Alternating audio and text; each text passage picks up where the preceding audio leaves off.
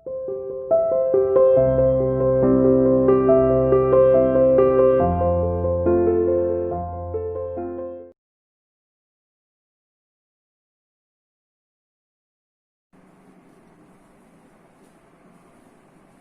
Students, welcome to CR international online classes. बेटा, कल की क्लास में हमने रस के बारे में पढ़ा था। ठीक है, कल हमने रस शुरू किए थे, आज हम उसी को आगे बढ़ाते हैं। कल हमने पढ़ लिया था रस का शाब्दिक अर्थ और रस की परिभाषा और रस के अवयव या अंग। एक ही बात होती है, रस की निष्पत्ति यानी रस किस प्रकार से उत्पन्न होता है। ये चार चीज हमने कल पढ़ी थी। आज हम पढ़ेंगे रस के भेद और उनके स्थायी भाव। ठीक है, आज क्या पढ़ेंगे हम? रस के भेद और उनके स्थायी भाव। तो सबसे पहला रस हमारा होता है श्रृंगार रस और उसका स्थायी भाव होता है रति।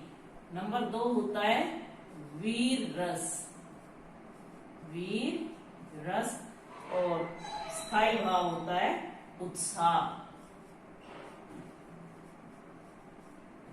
वीर रस का स्थायी भाव होता है उत्साह। और नंबर 3 होता है करुण रस,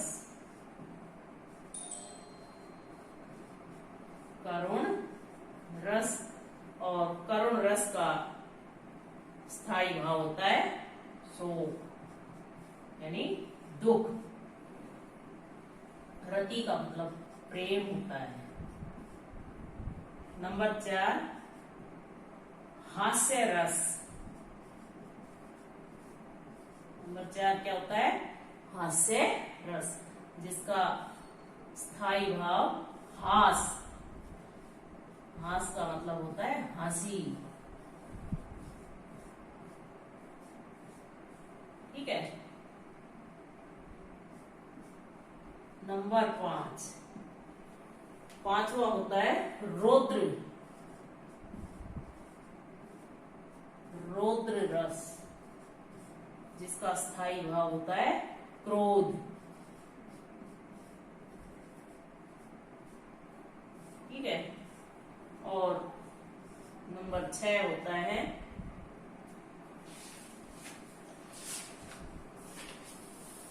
भयानक रस, भयानक, जिसका स्थायी भाव होता है भय। भय यानी डर। ठीक है। नंबर 1 होता है श्रृंगार रस, जिसका स्थायी भाव रति होता है। रति का मतलब होता है प्रेम। नंबर 2 होता है वीर रस, जिसका स्थायी भाव उत्साह होता है। उत्साह यानी जोश। नंबर 3 करुण रस, जिसका स्थायी भाव शोक होता है यानी दुख। नंबर 4 हास्य रस, जिसका स्थायी भाव हास होता है, जो हंसी यानी किसी वस्तु को देखकर हमें हंसी आती हो, वो हास्य रस होता है। नंबर 5 होता है रौद्र रस, जिसका स्थायी भाव क्रोध होता है। और नंबर 6 होता है भयानक रस, जिसका स्थायी भाव भय होता है। अब नंबर 7, सातवां लिखिए। नंबर 7 होता है विभत्स रस, विभत्स रस, और जिसका स्थायी भाव होता है घृणा, यानी जिसको हम जुगुप्सा भी बोलते हैं। जुगुप्सा यानी घृणा, जिस चीज को देखकर घृणा आती हो वो विभत्स रस होता है, यानी जो चीज गंदी लगती हो। 8वां होता है हमारा अद्भुत रस, अद्भुत रस, जिसका स्थायी भाव होता है आश्चर्य। नंबर 9 हमारा होता है शांत रस, जिसका स्थायी भाव होता है वैराग्य। और नंबर 10 होता है वात्सल्य रस।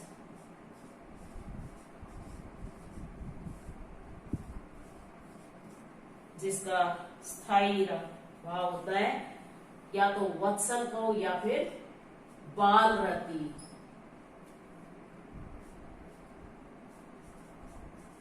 बाल रति मतलब बच्चों के प्रति प्रेम। और नंबर 11 होता है भक्ति रस।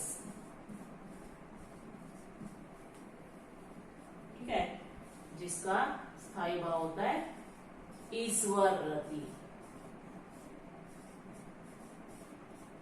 इसका वत्सल भी हो सकता है। ठीक है, इसका स्थायी भाव हम वत्सल भी लिख सकते हैं, जैसे घृणा जुगुप्सा होता है, ऐसे ही बालरति या वत्सल। ये हमारे 11 रस होते हैं। और जब रस हमारे 11 हैं, रसों की संख्या अगर 11 है, ठीक है,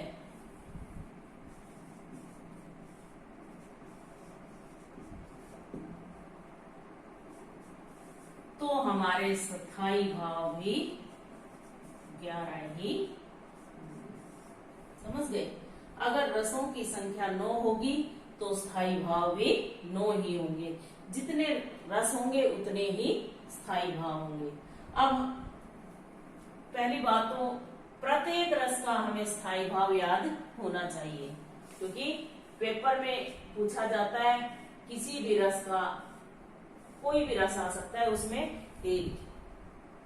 मान लो पूछ लिया अद्भुत रस का स्थायी भाव लिखिए, ठीक है, या फिर स्थायी भाव दिया होगा तो उस रस का नाम लिखिए। तो ये दोनों तरह से याद होने चाहिए आपको, रस भी याद होने चाहिए और उनके स्थायी भाव भी याद होने चाहिए। अब या फिर पंक्तियां आती हैं, तो पंक्तियों में क्या है कि कोई भी काव्य पंक्तियां आती है और लिखा आता है कि निम्नलिखित पंक्तियों में निहित रस का नाम लिखिए, या निम्नलिखित पंक्तियों में निहित रस के स्थायी भाव का नाम लिखिए। यानी जब हमें ये पता चलेगा कि इन पंक्तियों में कौन सा रस है, तभी तो हम उसका स्थायी भाव लिखेंगे। अगर ऐसा नहीं पता चलेगा तो हम स्थायी भाव कैसे लिखेंगे? ठीक है ना, इसलिए हमें ये पता होना चाहिए कि ये कौन सा रस है। और इनका कोई ऐसा कोई फॉर्मूला है नहीं जो मैथ में जैसे हम अप्लाई कर देते हैं और वो हमारा समसोल हो जाता है, ऐसा कोई फॉर्मूला तो है नहीं। बस ये आपको परिभाषाएं इनकी पता होनी चाहिए। परिभाषा पता होगी तो आप उस काव्य का थोड़ा बहुत भी अगर अर्थ समझ जाते हैं तो वो आपको समझ आ जाता है ये कौन सा रस है। अब सबसे पहले हम पढ़ेंगे श्रृंगार रस। ठीक है, श्रृंगार रस के 2 भेद हैं। एक पहला होता है संयोग श्रृंगार, ठीक है, और दूसरा होता है वियोग श्रृंगार। श्रृंगार रस के 2 भेद होते हैं, ठीक है, संयोग श्रृंगार और वियोग श्रृंगार। श्रृंगार रस को ही रसराज कहा जाता है, यानी रसों का राजा कहा जाता है। श्रृंगार रस को ही रसों का राजा कहा जाता है।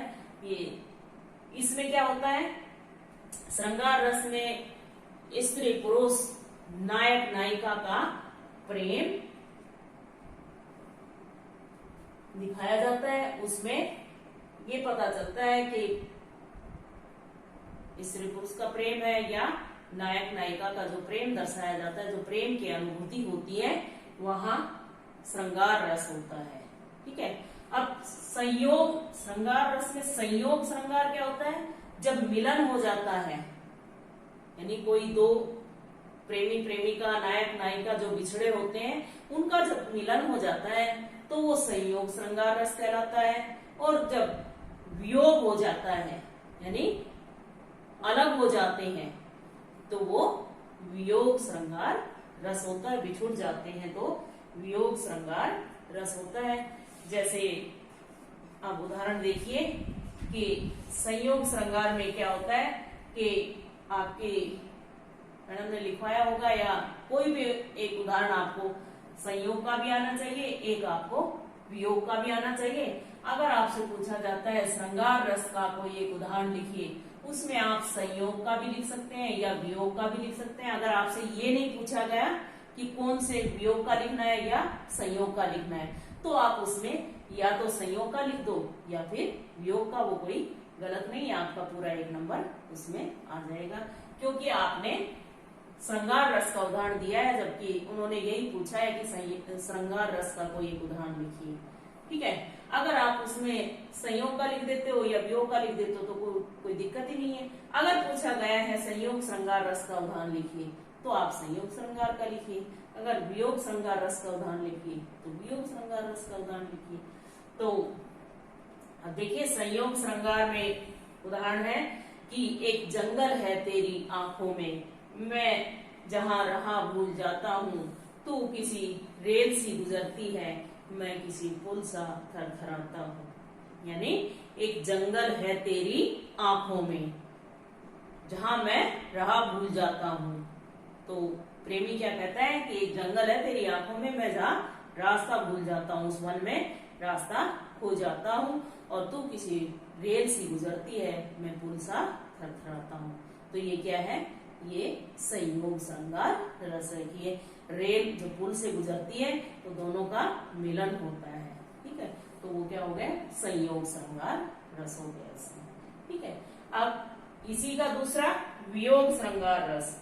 वियोग श्रृंगार रस में आप जब उस समय जब सीता, राम लक्ष्मण सीता जब वन को चले गए थे, राम को वनवास मिला था, तो सीता वहां से चोरी हो गई थी, रावण ने वहां से कुटिया से सीता को चुरा लिया था। उस समय राम ने आकर पूछा था वहां के पेड़ पत्तों से, पशु पक्षियों से कि हे खग, हे मृग, तुम्हें देखी सीता मृगनयनी, यानी वो उन पक्षियों से, उन पेड़ पौधों से सबसे ये पूछ रहा था कि क्या तुमने मृगनयनी यानी मृग के, हिरण के समान नैनों वाली सीता को देखा है। तो उसमें उनका वियोग हुआ था। या फिर जब श्री कृष्ण गोपियों को छोड़कर मथुरा चले गए थे, उस समय का हम कोई भी एक उदाहरण लिख सकते हैं। या फिर ये उस समय का उदाहरण है कि निसी दिन बरसत नैन हमारे, सदा रहती पावस ऋतु हम पे जपते श्याम सिधारे। यानी जब से श्री कृष्ण यहाँ से गए हैं हमारे, यानी निस दिन बरसत नैन हमारे, कि हमारे आंखों से हमेशा आंसू बरसते रहते हैं। जिस दिन से श्याम सिधारे, श्याम का मतलब श्री कृष्ण, और सिधारे यहाँ से गए, कि जब से श्री कृष्ण यहाँ से गए हैं तो हमारे तो मतलब पावस ऋतु होती है वर्षा ऋतु, क्योंकि हमारी आंखों से हमेशा जल बहता रहता है, तो इसका मतलब ये वर्षा ऋतु है।